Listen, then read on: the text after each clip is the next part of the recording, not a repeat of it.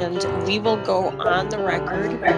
This is ERD case number CR 2018-00553. The complainant is Pamela McMurray. The respondent is ProHealth Inc. I'm Administrative Law Judge Stephanie Brown. It is July 27, 2021 at approximately 9 a.m. We're here for a hearing on the merits of the complaint.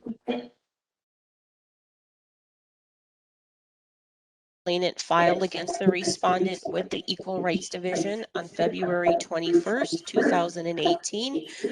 It was a retaliation complaint under the Elder Abuse and Healthcare Worker laws. And then after an investigation of the complaint, on November 1st of 2018, an investigator issued a preliminary determination and order dismissing part of the complaint as untimely, and those were allegations which occurred prior to April 27th, 2017. That preliminary determination was not appealed. Also on November 1st of 2018, the investigator issued an initial determination finding probable cause to believe that the respondent may have violated the Wisconsin Healthcare Worker Protection Act by taking disciplinary action against the complainant because the complainant in good faith reported or is believed to have reported any information under section 146.997, parentheses 2, parentheses A of the Wisconsin statutes. So based on that initial determination of probable cause, the case was certified to a hearing on the merits, which again is why we're here today to address that complaint. Before we start, if the parties could state their appearances, please, beginning with the complainant. The complainant, Pamela McMurray, appears by Zoom with her attorney, Victor Planter. And for the respondent? The respondent, ProHealth Incorporated, is represented today via WebEx by attorney Sam Mitchell. All right. Is there any questions about the issues that'll be decided here today based on the initial determination? No. No. All right. Are we ready then to just go ahead and start with the testimony? Is there something that the parties wanted to discuss before we begin with Dr. McMurray's testimony? I think we're ready. I just want to confirm, Dr. McMurray, before you got on, there is a little bit of an echo. And I am assuming that's on your end too. Are you still able to follow everything? I am, although your voice is echoing much more than the judge's, and you're going to be talking more, so. Okay. I don't know how we would fix that though. Yeah, the only thing that we discovered before you came on is that it seemed to be a little bit better when we muted Attorney Mitchell. But my only concern with that is that if he has an objection, it might be difficult to him to object and give us sufficient time to address that. So hopefully it won't get too distracting. But if it is, let me know, and that'll kind of be the last resort that I will try that. The only other thing that I could maybe try doing is sending people back out in the lobby and bringing them back in, but I don't know that sometimes that doesn't work either, but sometimes it has worked. So hopefully it won't be too distracting, but if it is, just let us know and we'll try to work through some things to make sure that it gets a little bit better on your end and on everybody's end. Before you begin, though, I do need to swear you in. Dr. McMurray, if you can raise your right hand. Do you solemnly, sincerely, and truly declare and affirm that the testimony you will give in this matter is the truth, the whole truth, and nothing but the truth? I do. Okay, you can put your hand down. And then just for the record, please, although I can see your name printed occasionally on the bottom of your picture, could you just state your name and spell it for us, please? Pamela McMurray, P-A-M-E-L-A, last name M-C-M-U-R-R-A-Y. All right, whenever you're ready, Attorney Plantinga, you can go ahead. Dr. McMurray, can you summarize your education? I began taking part-time classes while still in the United States Air Force, and when I was discharged from active duty, I was enrolled at Southern Illinois University in Edwardsville, near my last duty station, and began a course in major in journalism, but switched to psychology after taking the abnormal psychology course. And I graduated with a BS in psychology and a minor in biology. And then I enrolled in an experimental neuropsychology program at Washington University in St. Louis, studying with Stanley Finger, who was doing work on brain injury studies with in animal models. But after a couple of years, I decided that that was not what I wanted to do with my career. So I was able to switch to the clinical program and got my degree in clinical neuropsychology, or clinical psychology, with a subspecialization in neuropsychology in 2000. I did an internship as the clinical neuropsychology intern among 5 interns at the VA hospital in San Antonio, Texas, and then a postdoctoral fellowship at the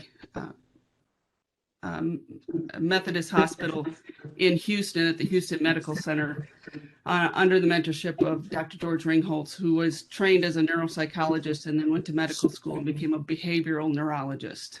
After completing my postdoctoral fellowship there, he hired me. I did my first year of work there with him, and then moved to Wisconsin. What you've mentioned neuropsychology. What is the field of neuropsychology?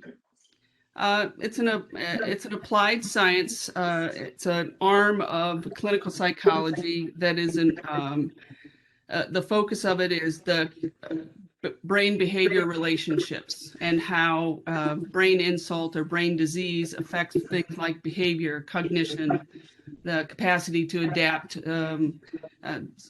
psychological aspects of behavior. It's a merging of neurology and psychology, as well as neuroscience, and it involves largely, there are areas of study that are both experimental and clinical. And you are a PhD, is that correct? That is correct. Okay. PhD, but not an MD. Is that a fair statement? That is a very fair statement. All right. All right. What was, could you describe your grad work and your dissertation that conferred on you the PhD? During my clinical I did clinical practicums, and one of those was at a level 3 trauma center, where I worked under the supervision of a clinical neuropsychologist, and there was a locked brain injury ward. It's a very large hospital, and I performed psychological assessments, the testing. I worked as a technician. But once my practicum was done, I was hired as a technician and worked there for the next 3 years. And so that influenced, and my interest had always been in traumatic brain injury and recovery from traumatic brain injury. So it became the focus of my dissertation was the ability of individuals who suffered a moderate to severe brain injury to decode or appreciate emotional expressions such as facial expression, voice intonation, etc. So it appears from your testimony that neuropsychology is a subset of clinical psychology? Yes. Can you tell me about what is a board certification in neuropsychology? Board certification it's not the same as licensing. Anyone who is a clinical neuropsychologist is not licensed as a neuropsychologist. They're licensed as a clinical psychologist. But specialty board certification is large. There are 2 major organizations that do specialty board certification that involve a peer review of individuals that's conducted typically in multiple steps in order to be able to demonstrate expertise and competence. considered the gold standard of the field. And the most rigorous of those is done by the American Academy of Clinical Neuropsychology. And in my training, those are the individuals under whom I worked. And so it was an expectation in all of my steps through my training, both postdoctoral and then my first, when I was first working with George, that the expectation was that I would obtain board certification as soon as I had the full 2 years of supervised supervision by a board certified clinical neuropsychologist as a licensed psychologist. So you are licensed by the state as a psychologist, is that correct? Yes. All right. And can you tell me, did you obtain this board certification before you came to Wisconsin? No, I was hired into the behavioral neurology clinic as a clinical instructor, and I was there for just less than a year when my then partner and I separated, and I became a single parent of a 1-year-old. And so I started looking for a position that was closer to my home in the Midwest where my parents were located. And I went on the professional listserv, and there was a listing for a position in Waukesha, Wisconsin, which I'd never even heard of. So I looked it up to see where it was, and put in an application for the position with Mike McMurray, who had started the service, and that was in 2002. And Mike McMurray had started the service around 1995 and then brought on another clinical neuropsychologist. And so it was a practice that was hiring in 2 new neuropsychologists. Myself and Sarah Sainstock were hired about the same time. And she's a sort of a lifespan neuropsychologist. So she saw both adults and pediatrics. We were both brought on about the same time. And so I'd only had the 1 year of supervision by a board certified individual as a licensed psychologist. So I began studying for the boards and completed the board certification, which involves first a test that you have to pass with at a certain level, just a written test. Then you have to submit 2 work samples that are reviewed by 3 peers and passed along by consensus. And then an oral in-person interview where vignettes are given and the case is discussed. I'm sorry to interrupt, but you mentioned a hospital in Waukesha, and the name of that hospital is? I'm sorry, Waukesha Memorial Hospital. Okay, all right. So you started at Waukesha Memorial Hospital, and you did not at that time have board certification, but then you acquired it later? Right. Yeah, it was an expectation of my being hired that was explicitly discussed, and it was not. I mean, there was no question that I would become board certified. Okay. And is there any affiliation between Waukesha Memorial Hospital and ProHealth? Yes, ProHealth owns Waukesha Memorial Hospital. It's changed. The nomenclature has changed over the years. It used to be Waukesha Health Systems, then it became ProHealth Incorporated. And throughout that time, both Waukesha Memorial and Economowoc Memorial, which I was on the medical staff at both places, were owned and operated by ProHealth. All right. And you said that you came there in 2002. Is that correct? Very late 2002, December 2002. And can you describe, just generally speaking, when you started in 2002, how are you interacting with patients, under what circumstances?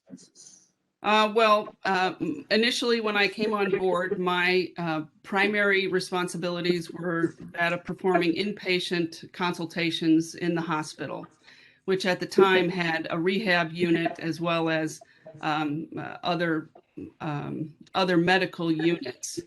and as well as staffing the Senior Health Center clinic, which is a memory disorders clinic, a multidisciplinary clinic in which neuropsychologist consults along with a psychiatrist, social worker, and a clinical nurse practitioner to perform consultative evaluations on patients. And so those were my primary responsibilities at the time of my hire, with the expectation that I would have some extra time to prepare for board certification to complete that. And so it seems that when you started in 2002 and that you did a lot of patient evaluations, is that correct? That, yes, it was a fully clinical position. There wasn't time carved out for any kind of research. Mike McMurray was involved in research in a couple different places at that time, both at the VA and in conjunction with some Freighter studies, a colleague of his there. But the opportunity for research did emerge over time, periodically, to participate in, which I did. Okay. And it appears that, at least in 2002, that it was primarily a clinical position, evaluating patients. Did that remain during the primary focus during the time you were employed at ProHealth? Yes. It was a fully clinical role. And how do patients get to you when you were working in that department at ProHealth? Well, the Senior Health Center clinic was a hospital-based clinic that was located on a different floor. We were located in a professional office building, and they were located in a different office in the same building.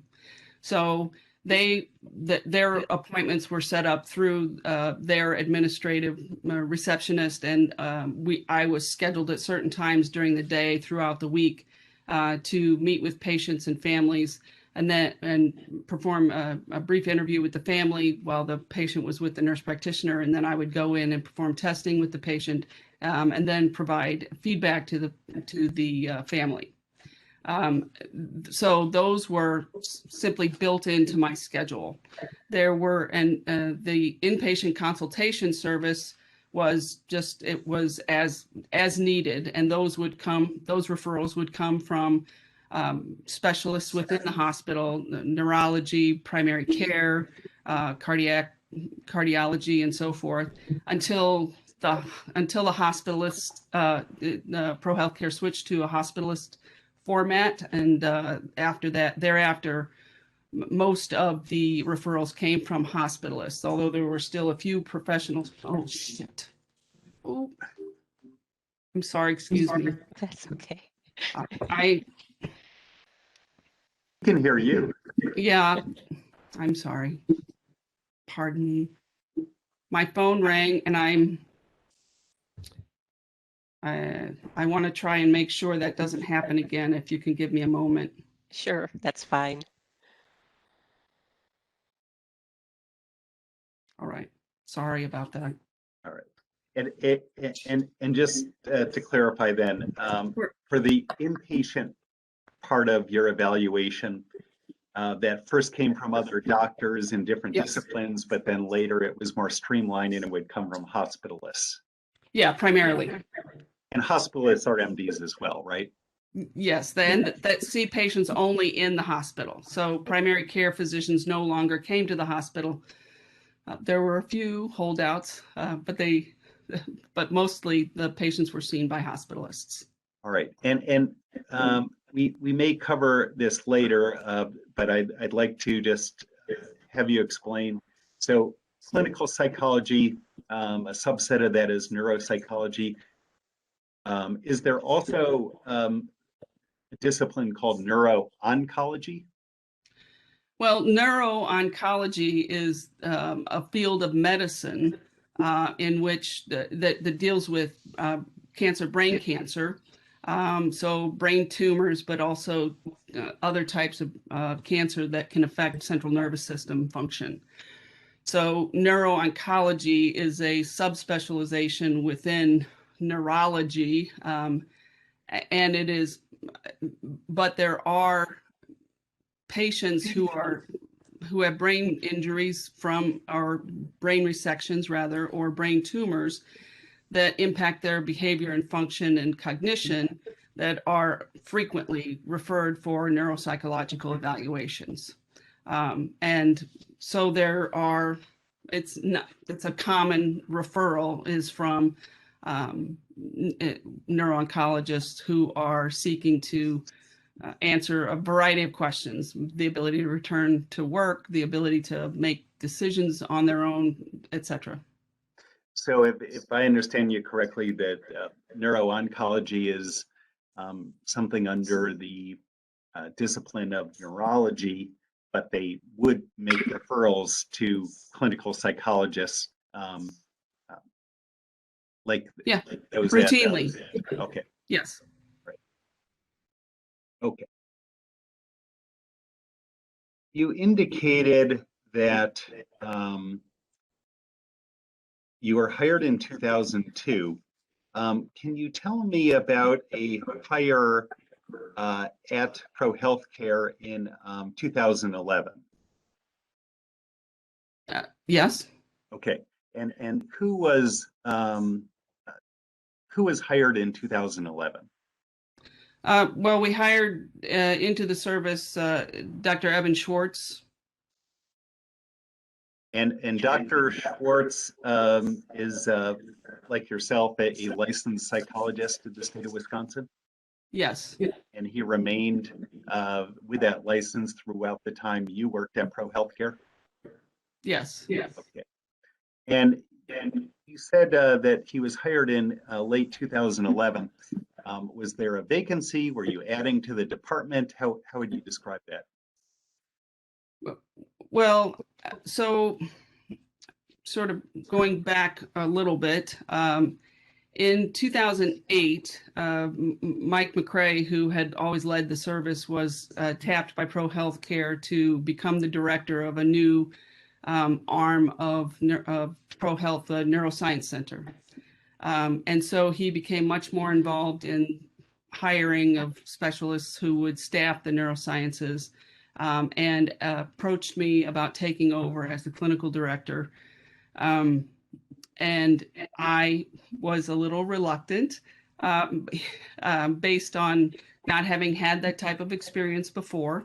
But he assured me that he wasn't going anywhere and could mentor me through taking on the responsibilities that included, which included a variety of things that were not specific to clinical practice, had to do with organization of the clinical structuring the time, and dealing with financial issues and patient issues, patient complaints, etc., and being the interface.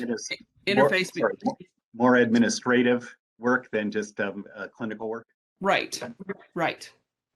And so I did take on that role in 2009, and so when there was a financial crisis that occurred and there was a big change and a complete overhaul of the leadership and administration of ProHealth, Mike McMurray departed and went to Frederick Medical College and started a traumatic brain injury research program in the Department of Neurosurgery. And so when that happened, we were down he only practiced part-time at that point, but we also had another practitioner, Matthew Powell, who had been with us for at least 3 years, I believe, and had gotten board certified in that time. And he ended up taking up when Mike McMurray departed, Dr. McMurray departed, and we were given a new set of administrative directors and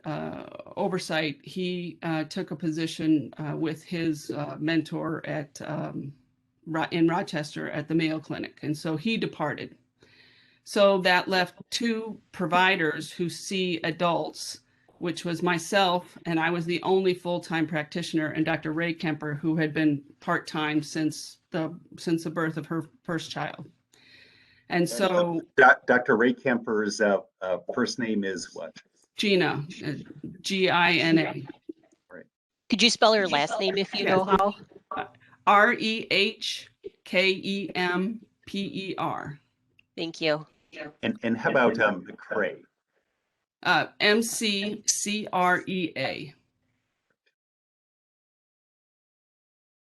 And when you say that there were two people who saw adults, you did not tend to see juveniles, is that right? Your focus in clinic was adults? Yes, I have no training in pediatric neuropsychology. I mean, I have a fair amount of exposure to coursework, but that was not my field of study, and it wasn't a specialization of mine. So I do not evaluate anyone under the age of 18. All right. So you mentioned that you became the director when Mike McMurray departed. Is there a title associated with that role? It varied, but it was the clinical director or the clinic. But I think at the time I took it over, there was no contract, so there wasn't a formal name for it. So it was referred to as the lead neuropsychologist. Okay. But then it became clinical director. All right. And in your role as clinical director, did you have any participation in the hiring of Dr. Eben Schwarz? Yes. And Eben is E-B-E-N, correct? Yes. Okay.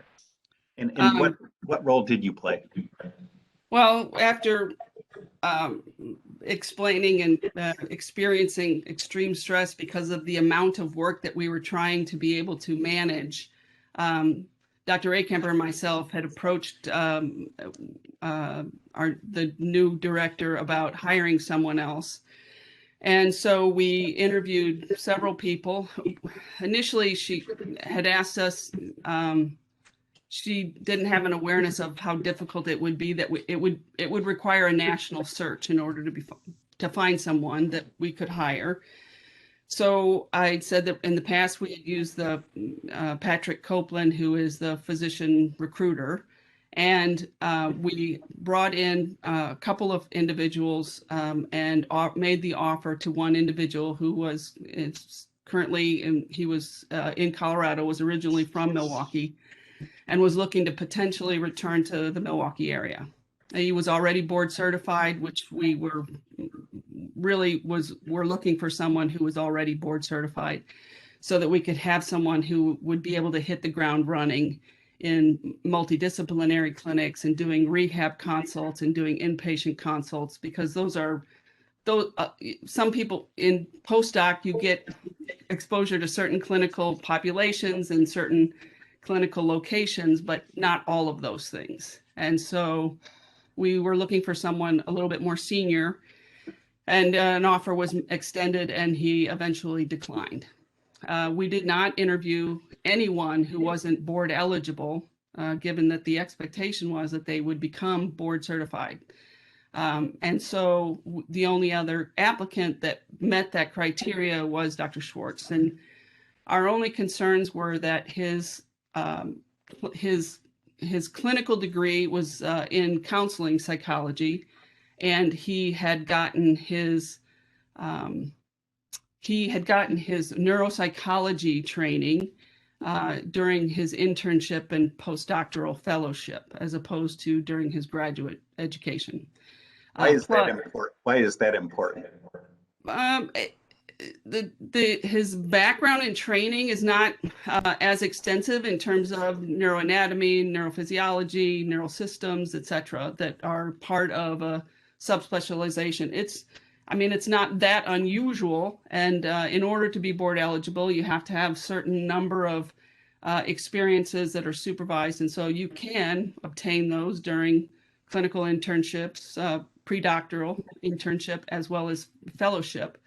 And so the other issue was, though, that he had never worked outside of, he had never had a real job, let's say. So he was a postdoctoral fellow for 2 years, but postdoctoral fellows don't typically perform billing. They don't do administrative aspects of the work. And so there would be quite a long onboarding process with a new person who wasn't ready to hit the ground running. And so Gina and I decided that having him and having that be something that we knew was going to be necessary was better than not having an individual there. And he was a nice guy, a smart guy. And so he was relocated and joined the service. I can't remember exactly when, but I think it was around October 2011. Okay.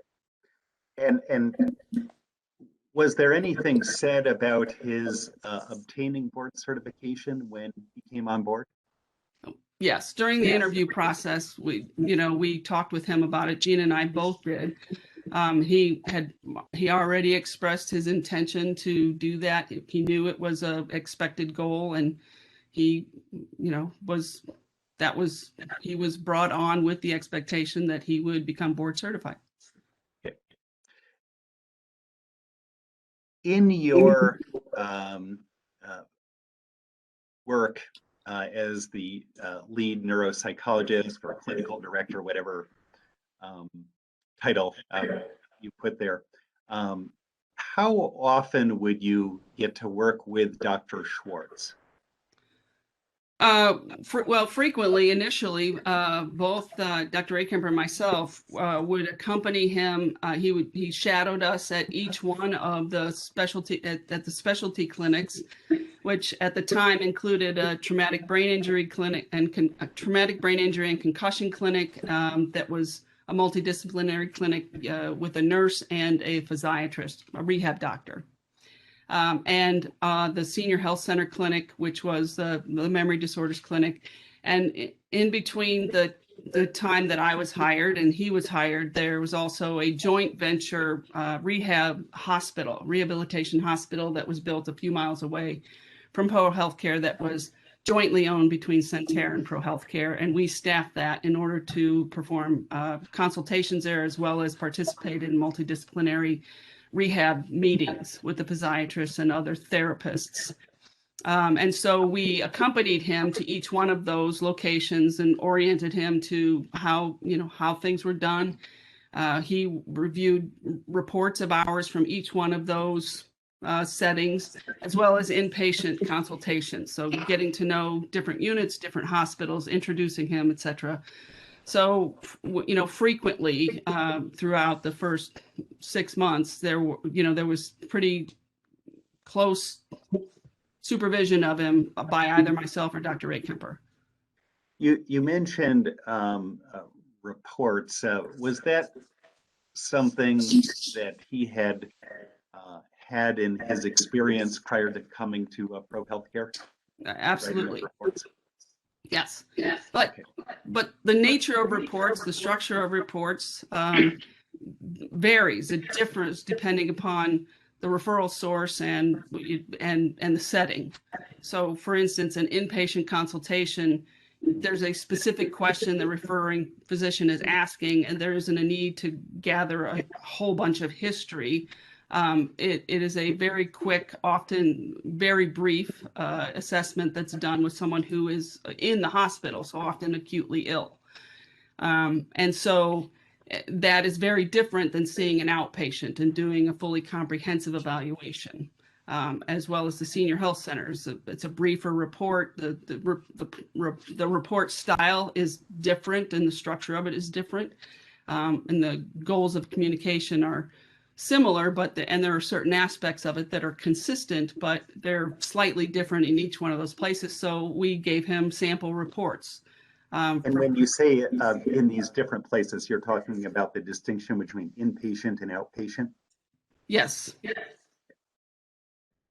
And in addition to providing him the reports, did you also meet with him to, and let me strike that.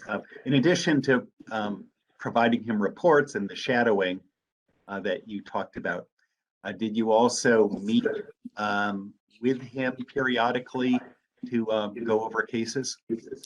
Yeah, I mean, it was the practice in our clinic for each of the docs, including the pediatric folks, to meet once a week to review cases or to run cases by each other, consult, ask questions or seek some consultation or to, provide information about an interesting case or discuss a case. So we did that weekly, and there were numerous instances where he or others presented cases. Were there other meetings that were not as frequent as weekly? Yeah, we were still considered part of the psychology section.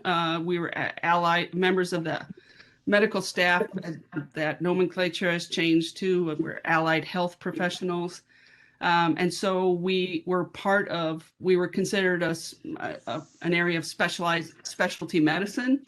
So the section of psychology, which included the PhD level psychologists in behavioral medicine and the pain psychologists from Neuroscience Center, as well as us, would meet quarterly to discuss issues, be presented with information from med staff, as well as there was a rotating schedule of case presentations. So it was periodically, usually depending on how many members were there or part of the staff at the time, once a year you would present at least 2 cases to the group that essentially either exemplified your area of expertise and demonstrated your proficiency or specific focus, or we're seeking consultation from peers about specific cases, more difficult cases, complex cases, to seek some input from others. You talked about the weekly meetings, and that looked like that was just with the neuropsychologist, whether pediatric or adult. And then these quarterly meetings would include a larger number of people from different disciplines. Is that a fair statement? Well, from different, we were all psychologists. We were all licensed psychologists. So the behavioral medicine were clinical psychologists who, saw a variety of patients from the behavioral medicine side, and pain psychologists, there were 2 of them. They saw primarily patients who were involved in the neuroscience pain program, pain management. And then ourselves as the neuropsychologist. So everyone was a licensed clinical psychologist who attended those meetings, other than there was always a member of the med staff who attended the meetings. And did Dr. Schwarz, did he also present at those quarterly meetings? Yes. You talked about Dr. Schwarz shadowing, or you shadowing Dr. Schwarz, you and Gina Raycamper, about providing him reports. Did you also have occasion to review his reports? Yes, and he frequently sought consultation with either Gina or myself, even outside of those weekly meetings, which is expected and completely normal. And so about a variety of issues, sometimes technical, sometimes, questioning, what to do in the case of, interacting with a certain doctor, or how to address a difficult patient, or he would present a case and be asking questions about, potential alternative diagnosis. And so, yeah, we would frequently interact, and we would seek consultation, again, by either Gina or myself, which is common and appropriate. And you indicated that when he started, he was not board certified, and that was going to be, part of the expectation. So you knew that there would be sort of a learning curve to his work, correct? Sure. Yes. Okay. And did you nonetheless, recognizing that, begin to have concerns about his competency? Well, so Objection for competency as to what? Yeah. Yeah, I guess I'll sustain the objection. Could you maybe clarify what you mean by competency? Sure. Could you talk about his competency in respect to providing differential diagnoses and patient evaluations? So there were several times during case conferences where we would discuss cases, review cases, in which I had concerns about the level of his history taking. And there were also a number of times where his conceptualization of the differentials that could potentially be involved was not broad enough. He was not considering alternatives, and in some cases, not considering very high base rate alternatives. And I did discuss this with Dr. Ray Kemper, and generally speaking, I had some concern about the fact that there were times when he was reaching conclusions about a diagnosis where I did not agree with it. There were instances where, we would discuss, his diagnostic impressions, and he would ultimately, potentially change it when we discussed, what alternatives might also be considered, and if there might be further testing that would be required or some collateral information that would need to be obtained in order to make certain that he was making a correct diagnosis. So part of what I understand is a concern about history taking. Pardon me? Part of your concern was related to his taking of history from the patient? Yes. The outpatient and inpatient, or both? No, mostly outpatient.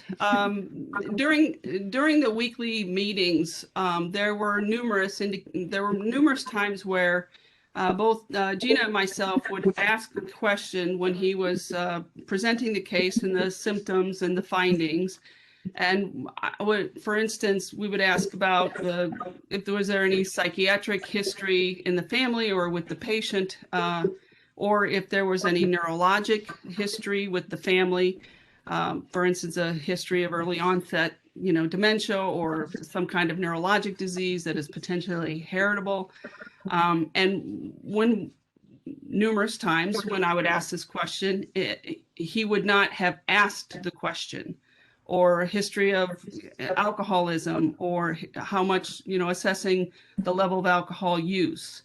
And when we would suggest those things, he would be like, "Oh, no, I didn't ask about that." And it was concerning for a number of reasons. One is that taking a well-rounded history is part of making an accurate diagnosis, but it's also part of conceptualizing the case. So essentially, you're ticking off things that could potentially be causing the symptoms that the patient is presenting with. And if you don't take a complete enough history, you're likely to, you'll be prone to missing things that could potentially explain a symptom that they're having that might not necessarily be related to their neurologic disease. And so those were of concern. And we would discuss those with him.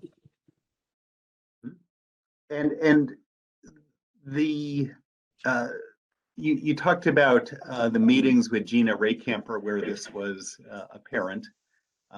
Was it also apparent in those quarterly section meetings that you described earlier? Yes, very, very similar issues.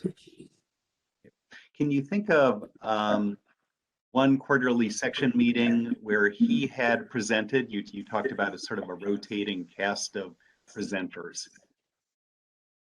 Does one come to mind? Well, there was an instance in which he presented his case presentation involved doing a mental status examination, which is a very cursory, non-specific diagnostic. It's not a diagnostic measure. It's essentially a very brief assessment to determine if there is cognitive dysfunction. And he presented a case in which he saw an elderly gentleman twice, once I can't recall exactly the circumstances, but I believe it was on both occasions. It was his wife was in the hospital, and staff was concerned about his behavior, this gentleman's behavior. And so on the basis of the two mental status examinations done at different times, Dr. Schwarz diagnosed the patient with conversion disorder based upon his seeming, which is a psychiatric disorder, because his functioning seemed to decline when his wife was in the hospital. And he thought that this was a functional disorder. There were multiple things about that were of concern to me. One was that you cannot make a diagnosis like this based on a mental status examination. And it is very, very common for individuals with early dementia to have a decline in functioning when their spouse, who is actually their caregiver, even if someone is not actually diagnosed with a dementia, if they're out of the house, if they're hospitalized, it is very, very common for individuals to decline in functioning when their primary source of support isn't present in the house. So I was concerned about the possibility that this 78-year-old man didn't have, I'm being facetious a little bit, I don't know how old the gentleman was, but he was elderly, the idea that he would have a conversion disorder rather than the likelihood that he may have early dementia was not an accurate conclusion, and it was not a representative kind of presentation that I had seen or that I had done in the 10 years that I had been with ProHealth. And you mentioned board certification earlier. Did he seek your input at all in his attempt to obtain board certification? Absolutely. As I mentioned earlier, the first portion of the first of the three steps is to pass the written examination, which she did, and then the second is to prepare two redacted work samples, preferably one that is somewhat interesting and out of the ordinary, or not too off the spectrum of your typical clinical work, but then one that also kind of exemplifies what you consider to be your primary area of interest.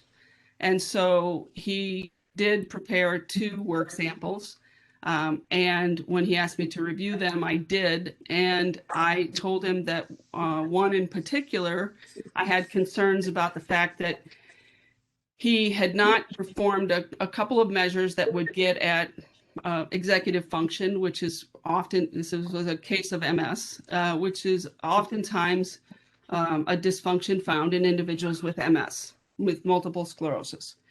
And I felt that he had not potentially done enough testing. The scope of the examination was relatively focused, and so there wasn't a lot of testing done. Which when you're submitting for board certification, these work samples are supposed to include a full comprehensive evaluation. And so I told him, I expressed concern to him that I thought that it was potential that this one wouldn't pass, that it wouldn't get by reviewers. And I subsequently found out that Dr. Rakemper had told him the same thing. She had made the same recommendation that he consider finding another case to send in, to prepare and to send in.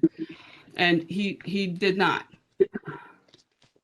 Did it get past the peer review? He sent them in, yes, and the work samples were denied. And so when that happens, you have to prepare two new samples. You can't use the one that did pass. And it takes time to find cases to do that, and it takes time to prepare the samples because they have to be annotated and formatted in a certain way, etc. So after that happened, there was then there wasn't another attempt that I was aware of until much, much later. Let me, you talked about differential diagnoses for the department. What are you talking about? What does that mean? What's a differential diagnosis? Well, when someone presents with a constellation of symptoms, you have to take into account the history, both their personal history, their medical history, the course, the onset, and intensity of the symptoms, what impact the symptoms are having on their functional capabilities, and in doing so, you're conceptualizing what could potentially, even if you know the cause, you know someone had a traumatic brain injury, or you know that someone had a stroke, but oftentimes we don't know. And so the discerning the differential diagnosis is considering from the array of things that could be causing such symptoms.